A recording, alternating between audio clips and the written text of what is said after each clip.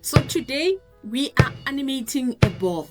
It's gonna be fun, quick. Let's jump right in. So first of all, make sure that you switch away from draw mode because we're not drawing anymore. We are now working. So we're gonna go to our edit mode.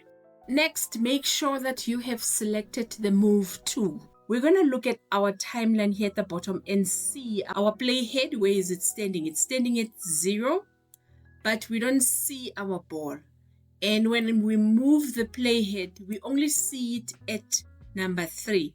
This means that for Blender to start recording, we need to move our keyframes, the yellow keyframes that you see here.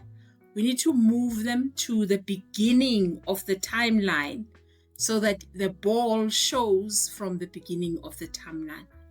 Another crucial part of recording your animation is to switch on that blue button that you see at the bottom with a red inside. If you click on it and it's blue and red, Blender is going to record. If it's gray, then Blender is not going to record the keyframes that you are adding. So that is crucial. You need to make sure.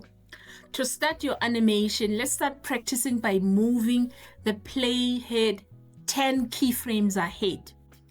And then because we have selected the move tool, when we click on the ball, there's the blue arrow and the red arrow that allows us to move the ball up. And then you see the frames at the bottom. Blender adds the frames for us. And then now we're going to move it again to, let's say, 14, and we bring it down. And we go 17, we move it up, and we go a little bit, and we move it down. And we move it again. So in between the frames, there's gaps. That's why it's nicer if you go 1, 2, 3, 4, but we're going to duplicate them now. And then let's just see how our animation looks like. Press the space bar, a ball is bouncing. Make them at least seamless.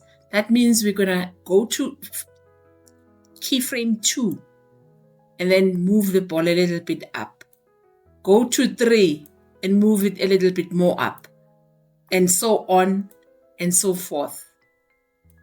That's how animation gets created.